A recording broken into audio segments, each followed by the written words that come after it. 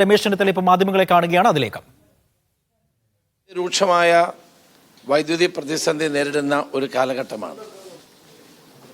ആര്യാടൻ മുഹമ്മദിൻ്റെ കാലത്ത് ഒപ്പിട്ട ദീർഘകാല കരാർ പിൻവലിച്ചതോടുകൂടി 10 മുതൽ 14 രൂപയ്ക്ക് വരെ വൈദ്യുതി വാങ്ങേണ്ട സ്ഥിതിയാണ്. അതിൻ്റെ പേരിൽ കേരളത്തിലെ ജനങ്ങളുടെ തലയിൽ അധിക നികുതി അടിച്ചേൽപ്പിക്കുകയാണ് ഗവൺമെൻറ് ചെയ്യുന്നത്. ഒരു യൂണിറ്റിന് 12 പൈസയും 16 പൈസയും ജനുവരി 1 മുതൽ 12 പൈസയും കൂട്ടാനുള്ള ഗവൺമെൻറ് തീരുമാനമാണ് ഇപ്പോൾ പുറത്ത് വന്നിരിക്കുന്നത്. അതിനിടയിലാണ് ഞെട്ടിപ്പിക്കുന്ന പുതിയ ഒരു കാര്യം ഞാൻ നിങ്ങളെ അറിയിക്കാൻ ആഗ്രഹിക്കുന്നത്. നയനാർ ഗവൺമെൻറ് കാലത്താണ് സ്വകാര്യ വ്യക്തികൾക്ക് ജലവൈദ്യുതി പദ്ധതികൾ ആരംഭിക്കാനുള്ള അനുവാദം 1990-91 കൊടുത്തത്. അതിൻ്റെ അടിസ്ഥാനത്തിൽ മണിയാറിൽ കാർബറാണ്ടം യൂണിവേഴ്സൽ ഗ്രൂപ്പ്, തമിഴ്നാട്ടിലുള്ള മുരുകപ്പ ഗ്രൂപ്പാണത്. അവർ മണിയാറിൽ 12 മെഗാവാട്ട് വൈദ്യുതി ഉൽപ്പാദിപ്പിക്കാൻ കേരള ഗവൺമെൻറ്റുമായി BOT അടിസ്ഥാനത്തിൽ ഉൽപ്പാദിപ്പിക്കാൻ കേരള ഗവൺമെൻറ്റുമായി കരാർ ഒപ്പിടുകയുണ്ടായി. കഴിഞ്ഞ 30 വർഷമായി ഒരു യൂണിറ്റിന് 50 പൈസ നിരക്കിൽ വൈദ്യുതി ഉൽപ്പാദിപ്പിക്കുന്ന കമ്പനിയാണ് കാർബറാണ്ടം യൂണിവേഴ്സൽ ഗ്രൂപ്പ്. 30 വർഷത്തിൻ്റെ കാലാവധി തീരുന്നത് 2024 ഡിസംബർ 30-നാണ്. 21 ദിവസത്തിന് മുമ്പ് നോട്ടീസ് കൊടുക്കണം. കാരണം BOT build operate and transfer ഇത് കേരള ഗവൺമെൻറ്റിലേക്ക് ഡിസംബർ 30-ന് കാർബറാണ്ടം യൂണിവേഴ്സൽ ഗ്രൂപ്പ് കൈമാറേണ്ടതാണ്. ഇതുവരെ ഗവൺമെൻറ് നോട്ടീസ് കൊടുത്തിട്ടില്ല. 12 മെഗാവാട്ട് ഇപ്പോൾ കേരള ഗവൺമെൻറ് കിട്ടിയാൽ ഇന്ന് അനുഭവിക്കുന്ന വൈദ്യുതി പ്രതിസന്ധിക്ക് ഒരു ചെറിയ തോതിലെങ്കിലും പരിഹാരമുണ്ടാക്കാം. 1991 നയനാർ ഗവൺമെൻറ് കാലത്ത് ഇത് ഒപ്പിട്ടത് കാർബറാണ്ടത്തിൻ്റെ വ്യവസായ ആവശ്യങ്ങൾക്കും ബാക്കി വരുന്നത് ഇലക്ട്രിസിറ്റി ബോർഡിനും കൊടുക്കാൻ വേണ്ടിയായിരുന്നു. BOT അടിസ്ഥാനത്തിൽ ഇതിൻ്റെ കാലാവധി ഡിസംബർ 30-ന് തീരുകയാണ്. ആ ഡിസംബർ 30-ന് തീരുമ്പോൾ ഈ പദ്ധതി ഗവൺമെൻറ്റിലേക്ക് വരേണ്ടതാണ്. ഗവൺമെൻറ്റിലേക്ക് വരണം എന്നുള്ളത് നിർബന്ധ ബുദ്ധിയുള്ള കാര്യമാണ്. കാരണം BOT അടിസ്ഥാനത്തിൽ ഇവർ ഒപ്പിട്ട കാര്യമാണ്.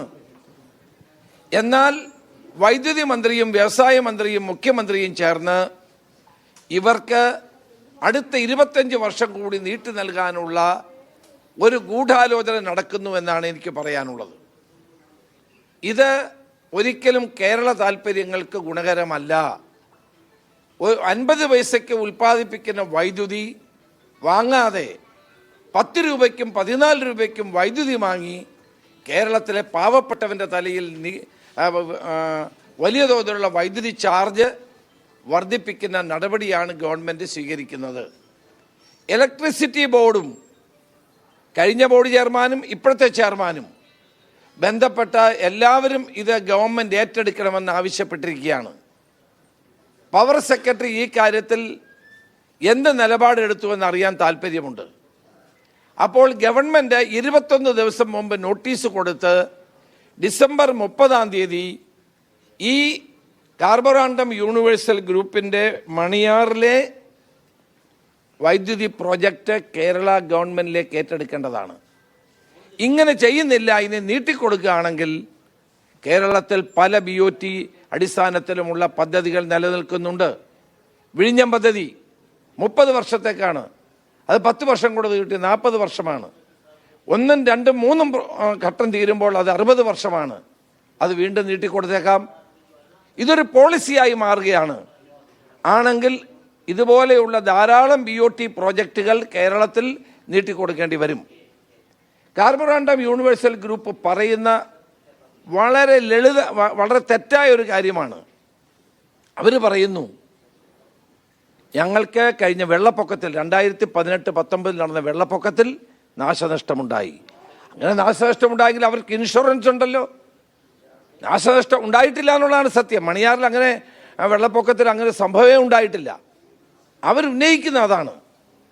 ഞങ്ങൾക്ക് വെള്ളപ്പൊക്കത്തിൽ നാശനഷ്ടം ഉണ്ടായെങ്കിൽ ഇൻഷുറൻസ് ഉണ്ട് കമ്പനിക്ക്, ഇൻഷുറൻസിന് നഷ്ടപരിഹാരം വാങ്ങാം. 30 വർഷത്തെ BOT അടിസ്ഥാനത്തിൽ കേരള ഗവൺമെൻറ്റുമായി കരാറൊപ്പിട്ട കാർബറാണ്ടം യൂണിവേഴ്സൽ ഗ്രൂപ്പിന് ഇനിയും 25 വർഷം കൂടി നീട്ടി നൽകാനുള്ള നീക്കമാണ് ഭരണത്തിൻ്റെ ഇടനാഴികളിൽ നടക്കുന്നത്. ഇതൊരിക്കലും ജനതാൽപര്യത്തിന് ഗുണകരമല്ല, കേരളത്തെ താൽപര്യത്തിന് ഗുണകരമല്ല. ഇതൊന്ന് നീട്ടിക്കൊടുത്താൽ കേരളത്തിലെ എല്ലാ BOT പദ്ധതികളും ഇതുപോലെ നീട്ടേണ്ടി വരും. അതുകൊണ്ട് സ്വകാര്യ വൈദ്യുത ഉൽപ്പാദന കമ്പനിയായ കാർബറാണ്ടം യൂണിവേഴ്സൽ ഗ്രൂപ്പിനെ സഹായിക്കാൻ, മുരുകേശൻ ഗ്രൂപ്പിനെ സഹായിക്കാൻ ബോധപൂർവമായ നീക്കം നടക്കുന്നു. അപ്പോഴവർ പറയും കാർബറാണ്ടത്തിൻ്റെ വ്യവസായ സ്ഥാപനങ്ങൾ നടക്കണം. അവർക്ക് ബോർഡ് വൈദ്യുതി കൊടുക്കട്ടെ, ഉയർന്ന നിരക്കിൽ മറ്റുള്ളവർക്ക് കൊടുക്കുന്ന പോലെ കൊടുക്കട്ടെ. അവർക്ക് വൈദ്യുതി കൊടുക്കേണ്ടത് നമ്മൾ പറയുന്നില്ല. പക്ഷേ കേരള ഗവൺമെൻറ്, നയനാർ ഗവൺമെൻറ് ഒപ്പിട്ട 30 വർഷത്തെ കരാറ് നീട്ടിക്കൊടുക്കാനുള്ള ഒരു നീക്കവും ജനങ്ങ താൽപര്യത്തിന് ഗുണകരമല്ല. അതിൽ നിന്ന് കേരള ഗവൺമെൻറ് പിന്മാറണം. ഇതിനകത്ത് വ്യവസായ മന്ത്രിയും വൈദ്യുതി മന്ത്രിയും മുഖ്യമന്ത്രിയും ഈ കാര്യത്തിൽ നടക്കുന്ന ഗൂഢാലോചന ശരിയല്ല. ഇത് ജനങ്ങൾക്ക് നേരെയുള്ളൊരു വെല്ലുവിളിയാണ്. അതുകൊണ്ട് ഈ 12 മെഗാവാട്ടിൻ്റെ ഈ മണിയാർ പദ്ധതി ഗവൺമെൻറ് ഏറ്റെടുത്ത് ജനങ്ങളെ രക്ഷിക്കാനും കുറഞ്ഞ വിലയ്ക്ക് 50 പൈസയാണ് ഒരു യൂണിറ്റിൻ്റെ അവിടെ ഉൽപ്പാദനം ചെലവെന്ന് പറയും. 50 പൈസ വരില്ല. അത് കേരള ഗവൺമെൻറ് ഇലക്ട്രിസിറ്റി ബോർഡിന് കൊടുത്തുകൊണ്ട് ഇന്ന് നേരിടുന്ന വൈദ്യുതി ക്ഷാമത്തിന് പരിഹാരമുണ്ടാക്കണം എന്ന് ഞാൻ ആവശ്യപ്പെടുകയാണ്.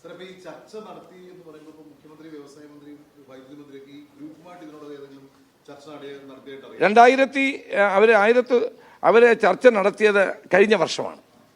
2023 ഒരു ചർച്ച നടത്തി. അതിൻ്റെ മുഴുവൻ മിനിറ്റ്സ് എൻ്റെ കയ്യിലുണ്ട്. ഇപ്പം ഞാൻ ഡൽഹിയിലായിട്ടാണ്. ഞാൻ നാളെ അതെല്ലാം നിങ്ങളുടെ മുമ്പിൽ തരുന്നതാണ്. അന്ന് ഇവർ മൂന്നും കൂടി ഒരു ചർച്ച നടത്തി. അത് വ്യവസായത്തിൻ്റെയും തൊഴിലാളികളുടെയും കാര്യം പറഞ്ഞു. നമ്മൾ വ്യവസായം നടത്തുന്നതിനെതിരല്ല, തൊഴിലാളിക്ക് തൊഴിൽ കിട്ടുന്നതിനെതിരല്ല.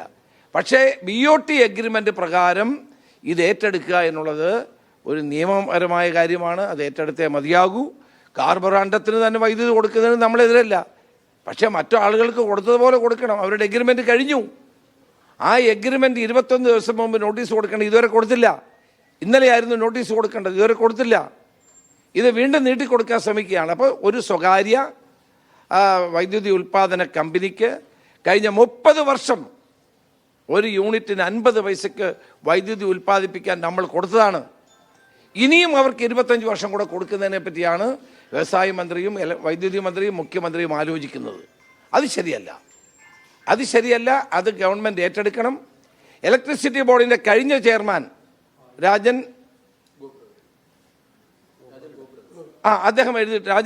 ഗോഡ്ബഡെ എഴുതിയിട്ടുണ്ട്. ഇപ്പോഴത്തെ ചെയർമാൻ എഴുതിയിട്ടുണ്ട്. വൈദ്യുതി ബോർഡിൻ്റെ നിലപാട് അതാണ്. ആ നിലപാട് മുഴുവൻ ലംഘിച്ചുകൊണ്ട് വീണ്ടും 25 വർഷം കൂടി നീട്ടാനുള്ള നീക്കം ഒരിക്കലും അംഗീകരിക്കാൻ കഴിയില്ല. അതിനവർ പറയുന്ന ഏക കാര്യം വെള്ളപ്പൊക്കത്തിന് അവർക്ക് നഷ്ടമുണ്ടായത്. വെള്ളപ്പൊക്കത്തിന് നഷ്ടമുണ്ടായെങ്കിൽ ഈ ഇൻഷുറൻസ് ഇല്ലേ? എന്ത് നഷ്ടമുണ്ടായി? ഇന്ന് വരെ ഒരു പത്രത്തിൽ റിപ്പോർട്ട് ചെയ്തിട്ടില്ല മണിയാറിലെ ജലവൈദ്യുതി പദ്ധതിക്ക് വെള്ളപ്പൊക്കത്തിൽ നാശനഷ്ടം ഉണ്ടായെന്ന് പറഞ്ഞിട്ടില്ല. അതുകൊണ്ട് ഇത് അംഗീകരിക്കാൻ കഴിയില്ല. ഇതൊരു പോളിസിയായി വരും. ഇത് പിന്നീട് കേരളത്തിലെ എല്ലാ BOT പദ്ധതികളും ഇതുപോലെ ആളുകൾ നീട്ടിക്കൊണ്ടു പോകാൻ ശ്രമം നടത്തും. ഏറ്റവും ആദ്യം വിഴിഞ്ഞ ഉണ്ടാകും. അങ്ങനെ ധാരാളം പദ്ധതികളിൽ ഇത് ഉണ്ടാകും. ഇതൊരു പ്രസിഡൻ്റായി മാറും. അതുകൊണ്ട് ഗവൺമെൻറ് ഈ കാര്യം അടിയന്തരമായി ഇലക്ട്രിസിറ്റി ബോർഡിന് മണിയാർ ജലവൈദ്യുതി പദ്ധതി ഏറ്റെടുക്കാനുള്ള അനുവാദം കൊടുക്കണം എന്ന് ഞാൻ അഭ്യർത്ഥിക്കുകയാണ്. ഇതിൻ്റെ പിന്നിൽ വലിയ അഴിമതി മണക്കുകയാണ്. ഇതിൻ്റെ പിന്നിൽ അഴിമതി തന്നെയാണ്, ഒരു സംശയവും വേണ്ട. അതിൻ്റെ കൂടുതൽ വിവരങ്ങൾ ഞാൻ നിങ്ങൾക്ക് നാളെ തരും.